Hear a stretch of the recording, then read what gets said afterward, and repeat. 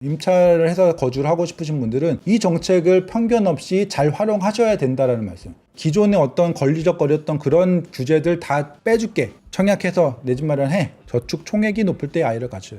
제가 이분을 좋아하는 이유가 색깔이 별로 없어요. 내릴 땐 내린다고 하고 오를 땐 오른다고 하고 내려야 한다, 올라야 한다 이런 거 없습니다. 네. 많은 상승론자들과 더 많은 하락론자들이 이래야 한다는 이야기를 하고 있지 않습니까? 거기에 이어지는 논리와 흐름이 중요해서 부동산 시장의 진실과 거짓을 구별하는 분전의 노하우가 궁금하다면 분전의 부동산 데이터 해석법 온라인 강의에서 지금 확인하세요.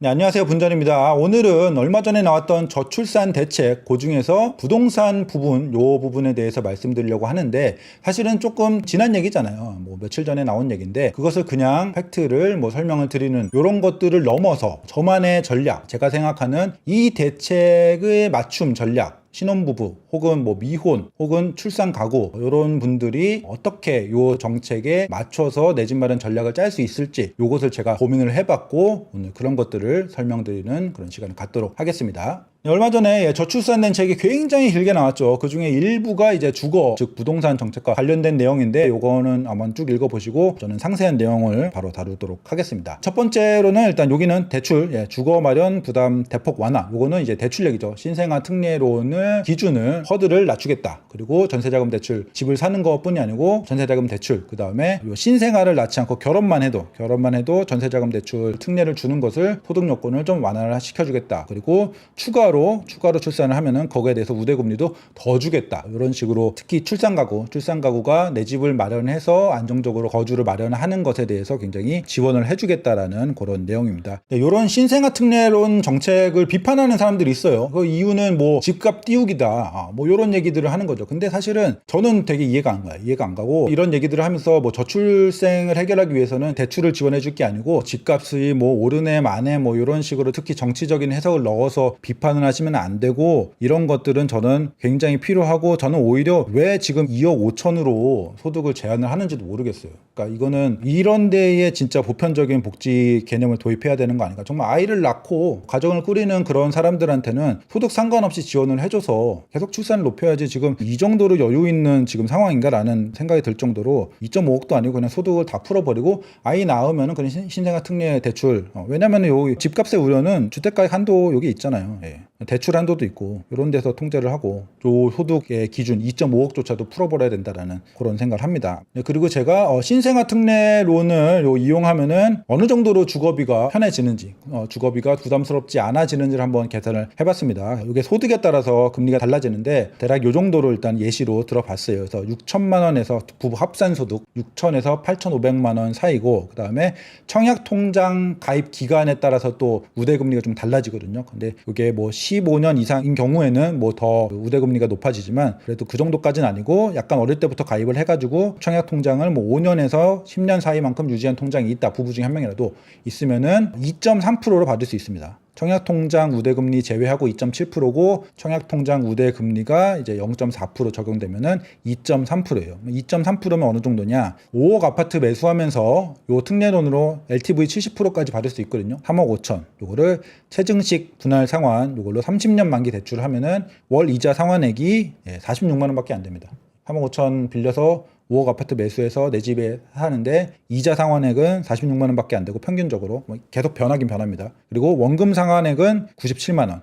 근데 요게 사실 원금 상환은 일종의 저축이잖아요. 그렇죠? 요 실질적인 이자 상환액은 46만 원. 원리금 합쳐도 평균적으로 한 140만 원, 요 정도에 해당되니까 이 정도의 합산소득을 가지신 부부가 내기에 주거비로서 크게 부담되지 않는 수준은 만들어주는 그런 정책이라고 생각을 합니다. 그래서 빚내서 집 사라 이렇게 생각할 게 아니고 내 집에 편하게 안정적으로 아이를 낳은 출산 가구가 거주를 하면서도 주거비 걱정이 그렇게 크지 않게 만들어준다. 이렇게 생각을 해주시면 될 것 같고 집값이 문제면 다른 정책을 통해서 잡아야죠. 여기를 쪼일 게 아니고 그렇게 이거 참고하시면 좋을 것 같고 이렇게 계산을 해보면 생각보다 더 낮거든요. 내가 많은 사람들하고 대화를 해봤는데 이 정도까지 낮아질지 생각을 못 하시는 분들이 있어요. 그러니까 부담이 굉장히 적어질 수 있구나. 아이를 낳으면은 이런 것들을 잘 참고하시고 가족 계획을 좀 세워주시면 좋을 것 같습니다. 그리고 좀 더 핵심은 여기입니다. 양질의 주택 공급 확대인데 주택 공급 확대라고 하는 게 무슨 여기 그린벨트 해제해서 뭐 신규 택지를 확보하고 이런 것들 같은 어떤 정책의 이름이지만 사실은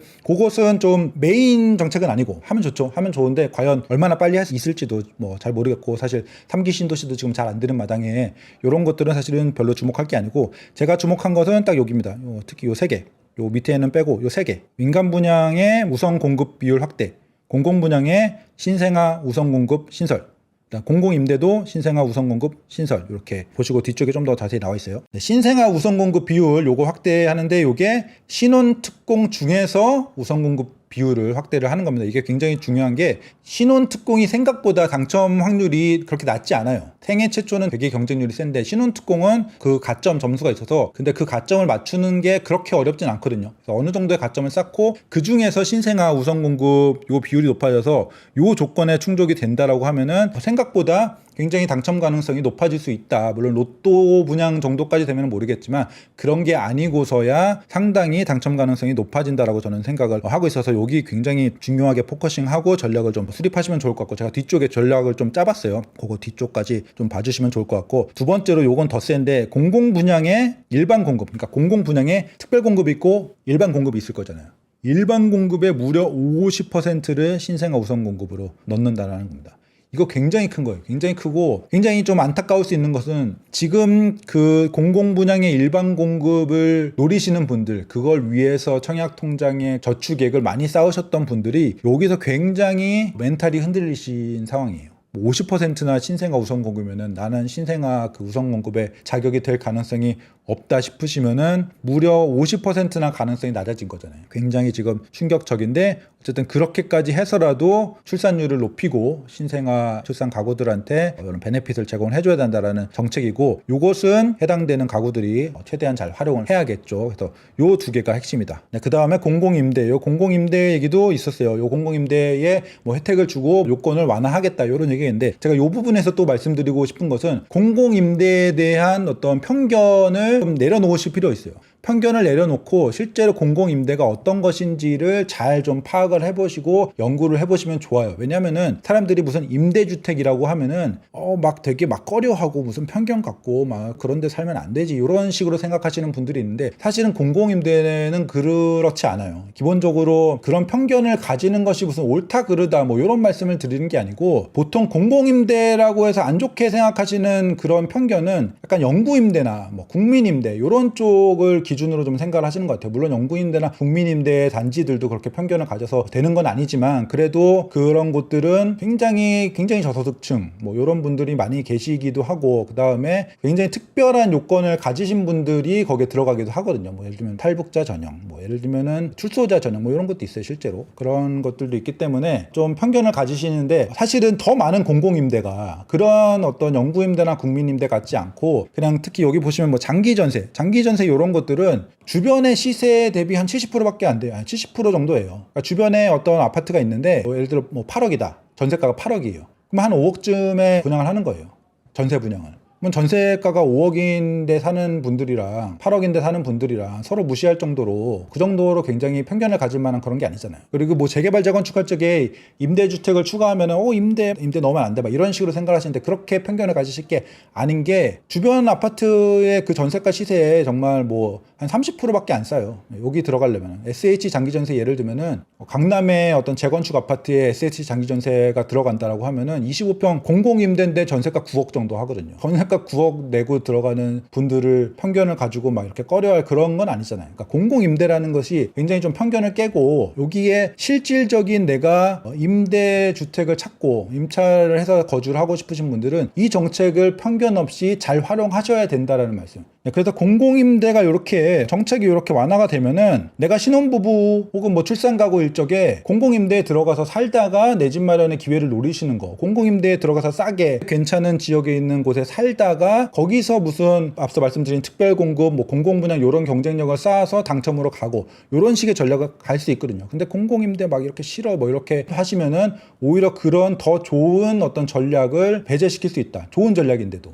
그래서 공공임대도 항상 그 공고, 그 다음에 상황들, 어떤 공공임대가 나오는 단지들 이런 거 잘 지켜보시고 나의 내 집 마련 전략의 하나의 축으로 생각을 해보시면 좋을 것 같아요. 편견을 버리시고. 그래서 요거까지 해서 신혼특공, 공공분양, 공공임대 요거까지 요 세 개가 아마 내 집 마련 전략에 굉장히 키가 될 것이다 라고 생각이 들고, 여기는 출산가구는 특별공급 재당첨 1회 허용, 이것도 굉장히 큰 거거든요. 특별공급이 원래 인생에 한 번 당첨될 수 있는데 여기는 새로 출산하면은 한 번 더 당첨될 수 있게 해주겠다. 그 다음에 요 밑에는 혼인했을 적에 배우자의 청약 당첨 이력을 뭐 배제해주겠다 최근에 나왔는데, 이번에는 본인도 결혼 전에 청약 당첨됐으면은 그 이력을 배제해주고 신혼특공을 지원할 수 있게 해주겠다. 지금 약간 어떤 느낌이냐면은 상관하지 말고 아이 낳았다 하면은 기존에 어떤 걸리적거렸던 그런 규제들 다 빼줄게. 청약해서 내 집 마련해. 이런 식으로 결혼 메리트라기보다는 결혼 디메리트 제거, 이렇게 생각하시면 좋을 것 같습니다. 정리를 하면은 이렇게 돼 있어요. 크게 정리하면 이렇게 보면 됩니다. 대출 혜택, 청약 당첨 가능성이 뭐 되게 다방면으로 굉장히 상향하고,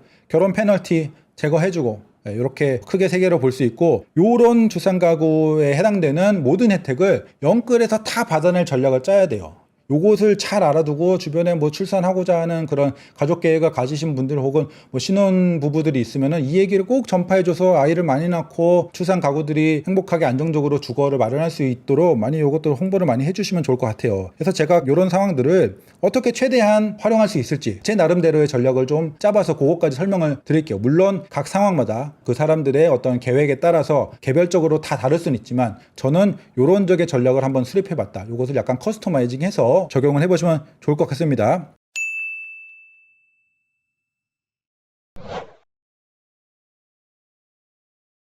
네, 여기까지 살펴봤는데, 정책 면면을 살펴보는 것보다 더 중요한 것은 실질적으로 이 정책적 수혜를 진짜 내 집 마련으로 이어지게 만드는 전략, 그리고 준비할 게 있으면 미리미리 준비를 해두고 실제 내가 원하는 분양 단지가 나왔을 적에 당첨까지 이어지게 만들 그런 전략, 준비, 이런 것들이 더 중요하잖아요. 그래서 그런 것들에 도움을 드리고자 제가 이 전략에 대해서 좀 강의식으로 준비를 해봤고, 일단은 민영 분양하고 공공 분양하고 나눠서 생각을 해봐야 될 것 같습니다. 그래서 두 가지 종류는 포커싱해야 할 중요한 요소, 또 당첨 기준이 다르기 때문에 이건 구분해서 봐야 될 것 같고, 일단 민영 분양 같은 경우에는 신생아 출산 가구가 된 경우에 다자녀가 아니면은 신혼특공에 포커싱을 해야 됩니다. 기존에는 이제 20%, 요 표는 이제 기존의 기준인데, 기존에는 우선 공급 15%, 일반 공급 5%에서 20%에서 35%까지 이걸 확대를 하게 됐고, 앞서 말씀드린 듯이 특히 거기에 더해서 신혼특공 물량을 23%까지 확대하기로 했어요. 이건 앞서 설명 안 드렸는데, 기존에 18%, 전체 세대수의 18%에서 23%까지 확대가 되어서 기본적으로 신혼특공 공급 물량 자체도 늘고, 그 안에서 신생아 공급 물량도 늘고 해서 이걸 곱하면은 전체 공급의 약 8%,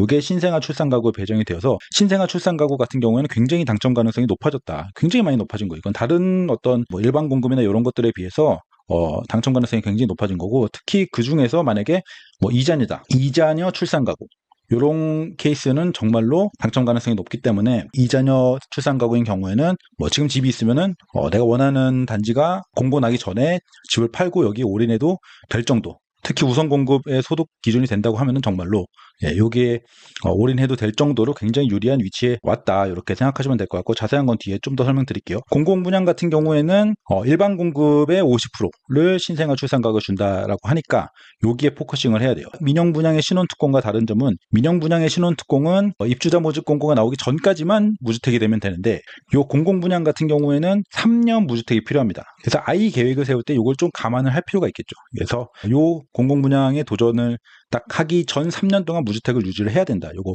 꼭 감안하시고, 더 중요한 것은 최대한 많은 저축 총액이 필요해요. 그래서 저축 총액이 많을 때 이 신생아 출산 가구의 자격을 획득하는 게 중요하죠. 그래서 저축 총액이 많을 때 아이를 낳는 것 혹은 아이를 가지는 것이 굉장히 유리합니다. 그래서 요거랑은 반대예요. 요 신혼특공은 7년 내 결혼 혼인신고 기준으로 7년 이내에 당첨이 돼야 돼요. 7년 이내에만 요 특공 자격이 생기고, 반대로 공공분양 같은 경우는 저축 총액이 많아야 되니까 오히려 조금 나이가 좀 들고 저축 총액이 많이 모일 만한 그 기간이 필요하고, 그래서 좀 계획상 결혼하고 조금 수년간 돈이나 이런 것들을 모으고 난 다음에 내가 좀 청약을 노려보겠다, 요런 계획일 경우, 많이 내가 결혼하고 충분히 커리어를 쌓고 이런 다음에 아이를 가질 계획이다, 이러면은 공공분양의 일반 공급, 여기에 그때까지 총액을 많이 쌓은 다음에 아이를 낳아서 요 신생아 출산 요 공급에 맞게 이렇게 당첨이 되는 그런 전략을 짜는 것이 중요하죠. 굉장히 반대예요. 아이를 결혼한 후에 얼마 되지 않아서 1자녀, 2자녀까지 가질 수 있다, 가지고 싶다, 가질 계획이다, 이러면은 여기에 포커싱을 하는 거고, 좀 나중에 천천히 좀 가지겠다, 여기는 자녀 수는 중요하지 않거든요. 한 명만 나오면 돼요. 나중에 저축 총액을 최대한 많이 모은 상태에서 한 명이라도 임신을 하고 아이를 가지거나 출산을 하면은 여기가 유리해지는 거죠. 요 차이를 잘 생각해 보시면 좋을 것 같고, 그리고 뉴홈에도 이제 신생아 특공을 신설을 했어요. 이제 뉴홈 뭐 나눔형 뭐 요런 약간 신혼부부 희망타운 요런 거가 이제 바뀐 건데, 거기에도 신생아 특공을 신설했습니다. 그런데 제가 보기에는 어떤 단지의 메리트 혹은 뭐 분양의 안전마진 이런 것들을 감안했을 적에 뉴홈의 신생아 특공보다는 여기에 좀 포커싱을 해서 이쪽의 당첨을 노리시는 게 더 좋은 집, 그 다음에 좋은 입지, 좋은 단지, 뭐 그다음에 충분한 안전마진 이런 것들을 확보할 수 있을 것이라고 생각하기 때문에 이쪽을 더 먼저 더 우선시해서 노리시는 게 더 좋을 것 같다라는 말씀까지 드립니다. 그래서 조금 더 세부적으로 좀 말씀을 드려보면은 신혼특공부터 좀 보면은, 일단 여기는 앞서 말씀드렸듯이 무주택이 입주자 모집 공고 전까지만 만들면 돼요. 그래서 일단 내 집에서 살다가 아이를 가지거나 아이를 낳을 계획일 적에 무주택을 만들어도 충분합니다. 그래서 무주택 상태를 뭐 유지해야 된다거나 이런 것들은 없기 때문에 좀 더 유연하게 집의 소유에 대해서 운영할 수 있을 것 같고, 그리고 또 하나는 공공임대부터 지원해서 임대조차 정책적 수혜를 받으면서 살면서 신혼특공을 노릴 수도 있다라는 점, 이것도 거주 측면에서 참고하시면 좋을 것 같고, 앞서 말씀드렸듯이 전체 분양 물량 중에 무려 8%를 신생아 가구끼리만 경쟁하는 특공이기 때문에 이게 가장 중요하게 노려야 되는데, 그 중에서 특히 1자녀면은 약간 당첨의 우선순위가 좀 낮기 때문에 2자녀일 경우에 특히 여기에 포커싱을 해서, 특히 2자녀 출산 가구, 그 중에서도 혹시 우선 공급에 해당이 된다라고 하면은 저는 로또나 준로또급 뭐 3, 4억, 여긴 10억 이 정도 청약 당첨도 저는 노려볼 수 있을 것이라고 생각해요. 만약에 3자녀, 3자녀일 경우에는 다자녀 특공하고 여기에 세자녀 당첨 경쟁력 이런 것들을 비교해서 가점 이런 거를 비교해가지고 선택을 하면 될 것 같은데, 세자녀 출산 가구인 경우에는 어느 쪽이든 거의 당첨이 굉장히 강력한 경쟁력을 가지게 되니까, 그럴 경우에는 정말로 뭐 10억짜리 로또 분양도 충분히 당첨될 가능성이 높다라고 생각을 합니다. 그리고 우선 공급이 소득상 우선 공급이 아니더라도 2자녀의 신생아 출산 가구라면은 좀 청약을 그래도 로또까지는 못 되더라도 내 집 마련 1순위 전략으로 가져갈 수도 있을 거라고 생각합니다. 그래서 둘째 출산 가구 요 분들이 여기에 굉장히 타깃을 해서 좋은 분양, 정말 많이 남는 분양에 도전을 해보실 수 있을 것 같다라고 생각이 들고, 그 다음에 출산 가구의 혜택이 사실은 신생아 가구의 혜택이 좀 몰려있긴 한데, 출산 가구가 아니더라도 이미 2자녀이신 분들은 우선 공급 대상, 그러니까 소득상 우선 공급 대상이면은 그래도 신혼특공으로 당첨될 가능성은 여전히 열려있고, 작년 재작년에 비해서는 사실은 그 신생아 가구 비중이 높아지면서 신생아 출산 가구가 아닌 2자녀 가구 이런 쪽에 조금 가능성이 낮아지긴 했지만, 바로 직전과 비교하면은 말씀드렸듯이 18%에서 신혼특공 자체가 18%에서 23%까지 늘어나면서 전체 풀 자체가 늘어나면서 출산 가구가 아닌 2자녀 같은 경우에도 여전히 당첨 가능성이 있는 상태라서 이것도 참고하시고, 그 다음에 여기는 이제 좀 체크를 해야 되는데, 1자녀이면서 더 낳을 생각이 없어요. 그리고 출산 가구 요 기준이 지났어요. 아이가 만 2세가 지났어요. 그러면은 내가 신혼특공 결혼한 지 7년 이내여도 사실은 여기에서는 당첨되기가 굉장히 어렵다. 그래서 이런 경우에는 뭐 다른 가점제를 좀 더 가점을 채워서 노리거나, 혹은 과감하게 이제 이런 청약은 포기하고 다른 뭐 내 집 마련, 그냥 내 집 마련을 하거나 이렇게 선택을 하셔야 된다는 냉정한 말씀까지 드려봅니다.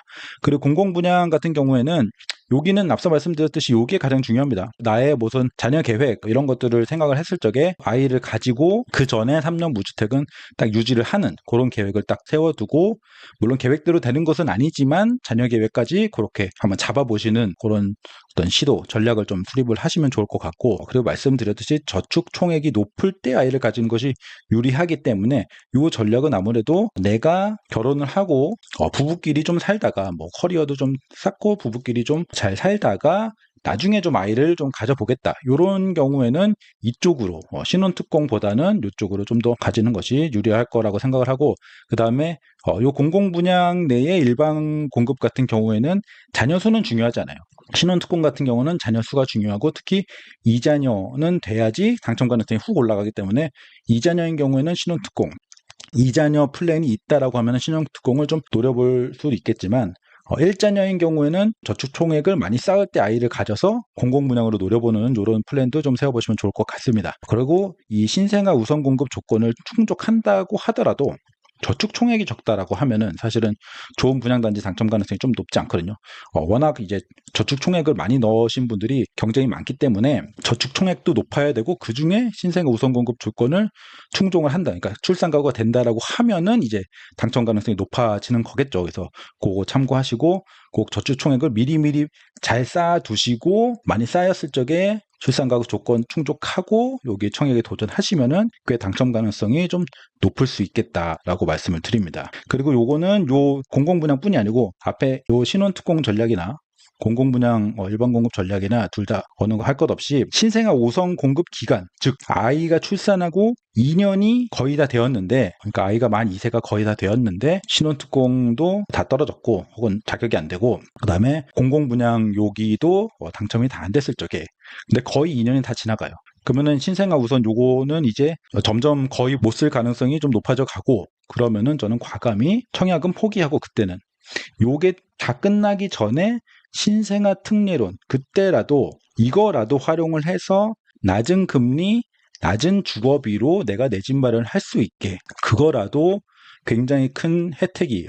당첨에 도전을 하지만 내가 출산 가구가 될 것 같거나 혹은 출산 가구가 되었을 적에 여러 청약적인 혜택을 내가 노려보지만 그게 실패했을 경우에 이 혜택 기간이 끝나기 전에 신생아 특례론으로 낮은 이율로 내 집 마련을 해서 낮은 주거비로 안정적으로 할 수 있게 그렇게까지 좀 준비를 하고 진행을 하면, 계획을 짜면 어떨까, 이런 생각이 듭니다. 그래서 요 정책들은 꼼꼼히 좀 살펴보고 나한테 어떤 혜택이 적용이 되고 어떤 건 안 되는지 이런 거 꼼꼼히 한번 따져보시고, 그 다음에 제가 말씀드린 이런 가점표에 해당하는 그런 조건들, 어떻게 하면 가점을 많이 받을 수 있을지 이런 거 잘 고민하시고, 제가 말한 어떤 전략들, 실행 과제들 이런 것도 참고하시면서 아이 낳으시고 거기에 국가가 주는 혜택들 최대한 받으셔서 안정적인 주거를 마련하시면 좋을 것 같습니다. 예.